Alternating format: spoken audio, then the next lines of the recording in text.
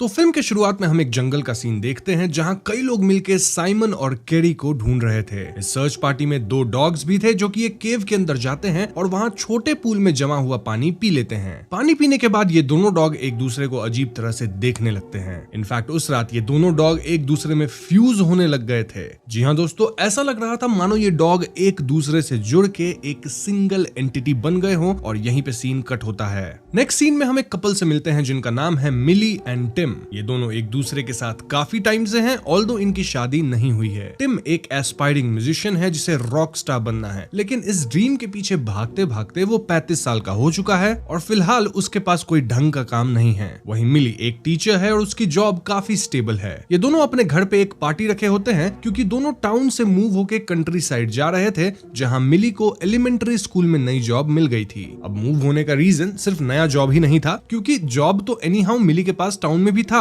Rather reason ये था कि कुछ टाइम से टिम इमोशनली और फिजिकली डिस्टेंट हो गया था फ्रॉम मिली। ये तब हुआ जब टिम के पेरेंट्स इस दुनिया को छोड़ के चले गए और क्योंकि मिली और टिम को अपने प्यार को फिर से पहले जैसा करना था तो ये दोनों टाउन छोड़ के कंट्री साइड जाने का डिसीजन लिए थे। तो इनके जाने के फेयरवेल पार्टी के दौरान मिली यहाँ टिम को सबके सामने प्रपोज करती है, लेकिन टिम हाँ बोलने से पहले काफी हिचकिचाता है। हालांकि टिम हाँ बोल देता है, लेकिन उसकी हेजिटेशन बहुत ज्यादा एम्बैरेसिंग थी, नॉट जस्ट फॉर मिली बल्कि जो लोग पार्टी में आए थे उनके लिए भी। अब उस रात टिम को एक अजीब नाइटमेयर आता है जहां वो एक वियर्ड सी लेडी को देखता है। अब ये नाइटमेयर टिम को क्यों आया ये आपको एक्सप्लेनेशन में आगे पता चलेगा। खैर अगले सीन में हम मिली और टिम को टाउन छोड़ के कंट्री साइड आते देखते हैं और यहाँ ये लोग जंगल के पास वाले घर में रहने वाले थे। अब दोस्तों ये वही गांव या जंगल का एरिया है जिसे हमने मूवी के पहले सीन में देखा था। I mean, जहाँ साइमन और कैरी को सब ढूंढ रहे थे और कुत्ते आपस में जुड़ गए थे पानी पीने के बाद। एनीवेज टिम और मिली इस नए घर में सेटल होते हैं और यहाँ टिम को कुछ गंदी सी स्मेल आती है। ढूंढने पे उसे कुछ चूहे सीलिंग में मिलते हैं जो कि अजीब तरह से जुड़े हुए थे और टिम इन्हें बाहर फेंकता है। अगले सीन में मिली नए स्कूल को ज्वाइन करती है और यहाँ उसकी एक सीनियर टीचर से दोस्ती होती है जिनका नाम जेमी मकेब था। जेमी उसी एरिया में रहते थे जहाँ मिली का नया घर था और जेमी बताते हैं कि इस एरिया में ट्रेकिंग के ढेर सारे अमेजिंग स्पॉट्स हैं। ऐसे में छुट्टी वाले दिन टिम और मिली ट्रेकिंग करने निकलते हैं, लेकिन तेज बारिश और तूफान की वजह से ये दोनों खो जाते हैं। तभी एकदम से टिम एक गड्ढे में गिर जाता है और नीचे एक बड़ा सा केव था। टिम को निकालने के चक्कर में मिली भी इस केव में गिर जाती है और ऐसे में तूफान रुकने तक ये केव के अंदर ही समय बिताने का सोचते हैं। इस केव में एक बड़ा सा बेल था और केव को देख के ऐसा लग रहा था मानो पहले यहाँ किसी तरह का कल्ट रहता होगा। इनफैक्ट इनके ट्रेकिंग वाले रूट पे इन्होंने इस तरह के डिफरेंट साइज वाली बेल्स को देखी थी। जो भी हो, ये दोनों केव में रेस्ट करते हैं, आग जलाते हैं और प्यास लगने पे वहाँ के एक छोटे पॉन्ड का पानी पीते हैं। अब दोस्तों ये वही पॉन्ड है जिसे हमने फिल्म के शुरुआत में देखा था,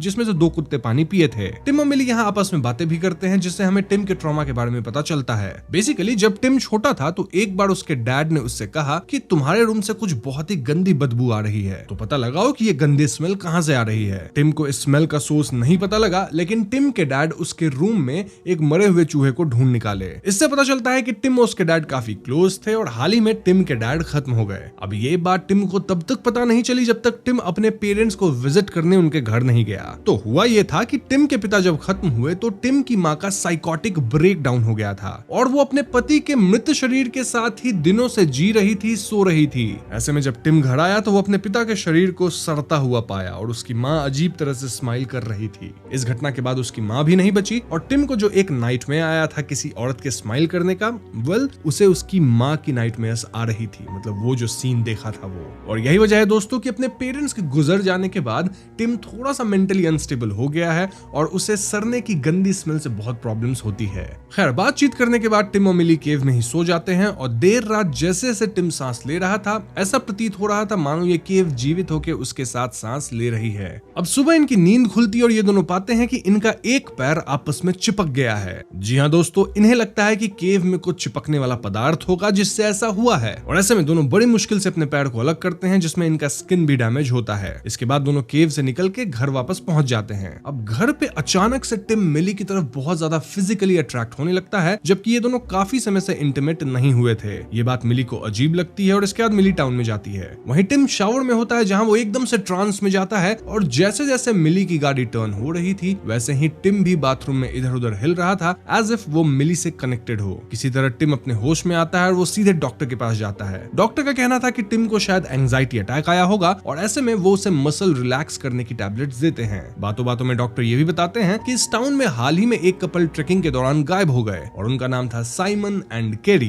घर आके टिम साइमन और केरी के बारे में गूगल करता है, उनके प्रोफाइल्स को स्टॉक करता है और टिम यहाँ पाता है कि वो दोनों भी उसी केव के पास ट्रेकिंग करने गए थे जहाँ टिम एंड मिली गए थे। एंड देन तो हम जानते ही हैं कि साइमन एंड केरी कभी मिले नहीं, वापस नहीं आए। खैर अब उस रात टिम और मिली के घर जेमी मकैब आता है और तीनों साथ में खाते पीते हैं। बातों बातों में टिम और मिली के रिलेशनशिप्स की प्रॉब्लम्स बाहर आने लगती है, जैसे टिम करियर में कुछ नहीं कर रहा और वो ड्राइविंग तक नहीं जानता। वहीं टिम का कहना था कि मिली ही लाइफ की सारी डिसीजंस लेती है और टिम को ऐसा लगता है मानो वो मिली के साथ ट्रैप हो चुका है। इन बातों से माहौल थोड़ा अनकंफर्टेबल होने लग जाता है। स्टिल ये लोग बात बदल के ट्रेकिंग डिस्कशन करने लग जाते हैं कि कैसे टिम और मिली एक केव में फंस गए थे जो कि किसी कल्ट वाली जगह लग रही थी। ये सुन के जेमी बताता है कि काफी पहले उस जगह पे एक न्यू एज चर्च थी, लेकिन चर्च के मेंबर्स कम होने लग गए। फिर कुछ नेचुरल इवेंट्स के कारण चर्च टूट गया और अब वो एक अबैंडन्ड केव की तरह है। खैर बातचीत के बाद जेमी वापस घर चला जाता है। उसके जाते टिम वापस से एकदम मिली की तरफ अट्रैक्ट होता है और उसे किस कर लेता है। किस के दौरान इनके होठ चिपक जाते हैं जिससे मिली को दर्द होता है और ऐसे में मिली भड़क जाती है। मिली का कहना था कि टिम महीनों से उसके साथ इंटीमेट नहीं हुआ है और अचानक वो एकदम इंटीमेट होता है जस्ट फॉर फ्यू सेकेंड्स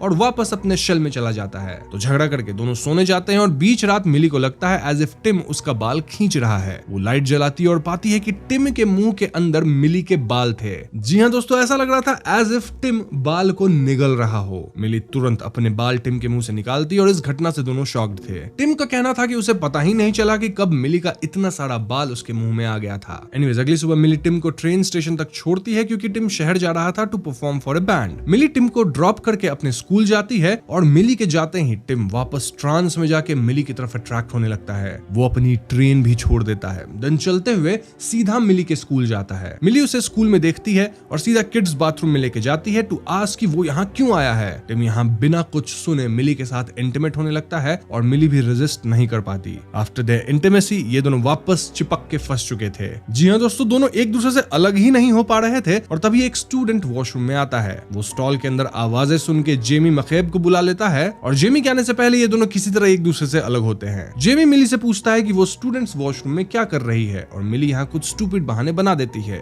वहीं टिम बाथरूम स्टॉल में छिप गया था। जेमी मिली को स्टूडेंट्स वॉशरूम में दोबारा जाने से मना करता है, लेकिन जाते जाते जेमी को एहसास हो जाता है कि मिली के साथ बाथरूम में टिम भी था। अब इस घटना के बाद मिली टिम पे बहुत ज्यादा भड़क जाती है क्योंकि उसके इस हरकत से मिली की जॉब भी जा सकती थी और इनका घर मिली के पैसों से ही चलता है। स्कूल आवर्स के बाद मिली जेमी के घर जाती है ताकि वो आज वाली इवेंट्स के लिए सॉरी बोल सके। जेमी मिली को चिल करने कहता है एज वो उस बात को हल्के में ही लिया था। यहाँ मिली जेमी के सामने कहने लगती है कि कैसे वो टिम से डिस्टेंट हो चुकी है और उनकी रिलेशनशिप भी अब बहुत बुरे पड़ाव पे है। ये सुन के जेमी प्लेटो की एक थियरी बताता है कि कैसे पहले जब इंसान को बनाया गया था तो इंसान के पास 2 सर था, 4 हाथ थे और 4 पैर थे, लेकिन इंसानों का ये फॉर्म बहुत पावरफुल था जिससे ज्यूस डरने लगा। इसलिए इंसानों की पावर कम करने के लिए ज्यूस ने इंसानों को 2 भाग में बांट दिया, यानी 1 सर, 2 हाथ और 2 पैर के साथ। तो अब इंसान जिंदगी भर अपने दूसरे भाग को ढूंढते रहते हैं जो कि और कोई नहीं बल्कि इंसान का सोलमेट होता है। सो यस इट्स पॉसिबल कि मिली का सोलमेट शायद टिम है और दोनों मिलके बहुत पावरफुल हैं।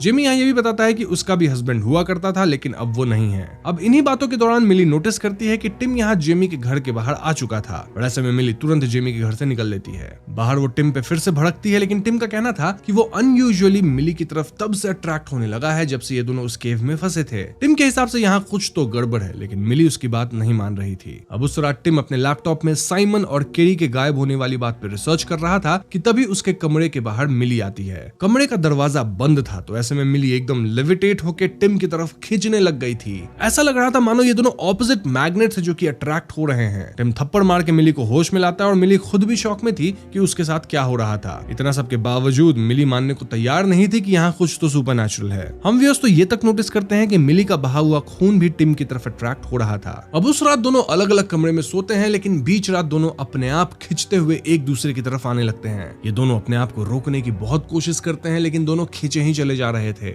एक पॉइंट पे दोनों एक दूसरे से टच हो जाते हैं और इनका हाथ एक होने लग जाता है, मतलब एक दूसरे के अंदर हाथ समा रहा था। जी हाँ दोस्तों, दोनों का हाथ मिलते हुए पूरा शरीर ही एक होने लग गया था और इनके शरीर के अंदर हलचल भी हो रही थी। ऐसे में टिम और मिली तुरंत मसल रिलैक्स करने वाले टैबलेट्स खाते हैं जिससे इनका मसल रिलैक्स होता है और ऐसे में दोनों थोड़ा सा अलग हो पाते हैं। इस पॉइंट पे दोनों बेहोश हो जाते हैं और जब टिम को होश आता है तो वो पाता है कि मिली एक सॉ लेकर इनके चिपके हुए हाथ को अलग करने वाली थी। मिली सॉ की मदद से इनके चिपके हुए हाथ को अलग करती है और इन्हें समझ आ जाता है कि फिलहाल तो मसल रिलैक्सेंट का असर इनके शरीर पे है, लेकिन जैसे ही दवा का असर कम होगा दोनों फिर से चिपकने लग जाएंगे। ऐसे में मिली डिसाइड करती है कि वो उन्हें हॉस्पिटल ले जाएगी, लेकिन फिर वो रियलाइज करती है कि उसकी कार की कीज जेमी के घर पे ही रह गई हैं। ऐसे में मिली जेमी के घर की तरफ जाती है और वो टिम को यहीं रुकने कहती है। टिम प्रॉमिस करता है कि वो यहीं पे वेट करेगा, लेकिन मिली के जाते वो वापस केव की तरफ जाता है ताकि वो अपने एंड पे इस सुपरनैचुरल चीज की छानबीन कर सके। अब केव के अंदर टिम यहाँ साइमन और केरी को पाता है, लेकिन इनका शरीर एक दूसरे के साथ अजीब भद्दे वे में चिपक गया था। यानी दोनों एक हो गए थे, लेकिन बहुत ही अजीब मॉन्स्टर जैसे दिख रहे थे इन अ वेरी बैड वे।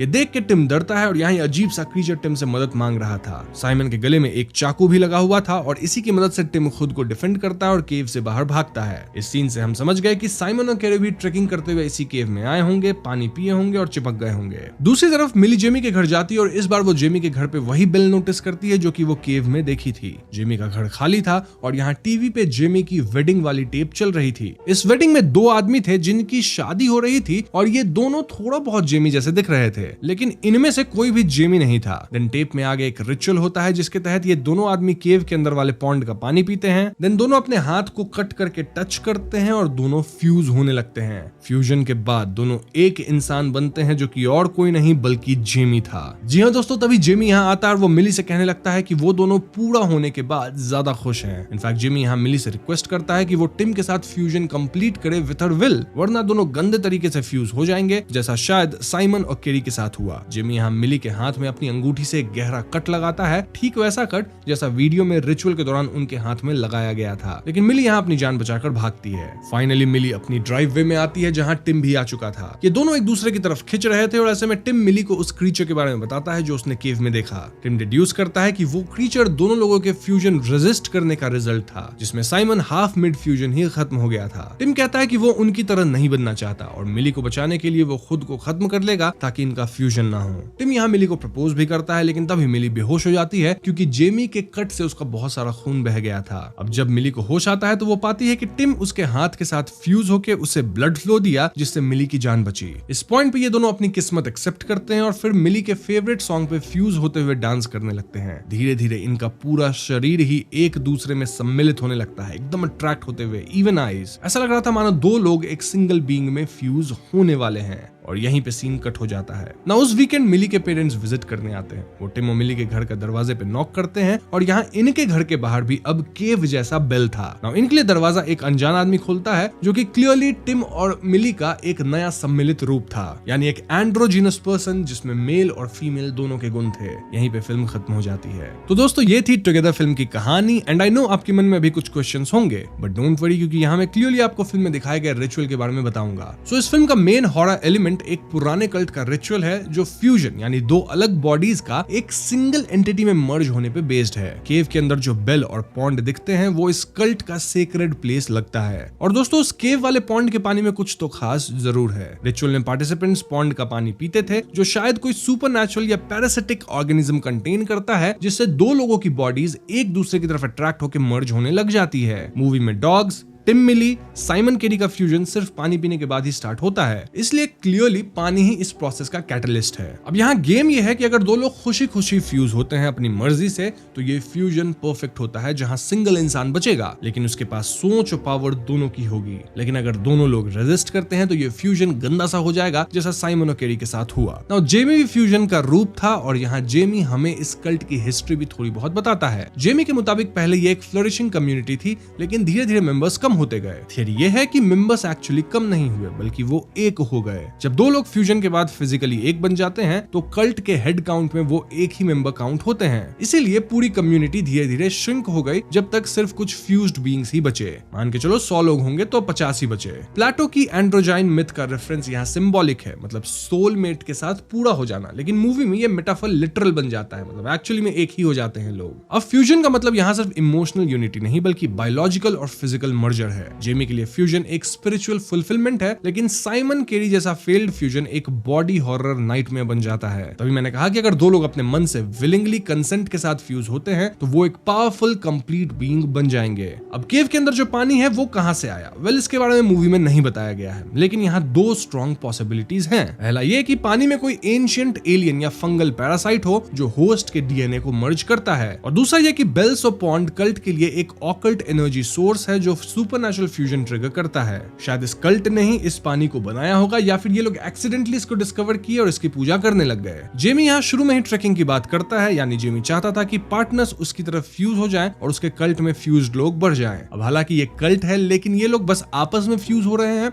और किसी और को नुकसान नहीं पहुंचा रहे थे, एक्सेप्ट कि ये दूसरे पार्टनर्स को भी देख के उन्हें फ्यूज करवाना चाहते हैं। इससे नए फ्यूज लोग इनकी कम्युनिटी का हिस्सा बनेंगे, जैसे लास्ट में टिम और मिली बने, यानी कि उनके घर के बाहर भी हम बेल लटका देखे जो कि इनके कम्युनिटी का सिंबलिज्म है। अब फिल्म में दिखने वाला बेल इस फ्यूज कम्युनिटी की एक तरह की निशानी है। इनफैक्ट इस कम्युनिटी का एक सिंबल भी था जो कि बेल पे बना हुआ था। यहाँ बेसिकली हमें प्लेटो की थियरी का एक ट्विस्टेड वर्जन दिखाया गया है। अब प्लेटो वाली थियरी मैंने आपको ऑलरेडी बता रखा है, स्टिल मैं फिर से रिपीट कर देता हूँ कि प्लेटो की थियरी एंड्रोजाइन मिथ के हिसाब से पहले ह्यूमंस 4 हाथ 4 पैर और 2 चेहरे वाले पावरफुल बीइंग्स थे। उनकी ताकत से घबराकर जियोस ने उन्हें आधा आधा काट दिया ताकि वो कमजोर हो जाएं। तब से हर आधा अपने अधूरे आधे को ढूंढता है, जिसे हम सोलमेट कहते हैं, ताकि वो फिर से पूरा बन सके।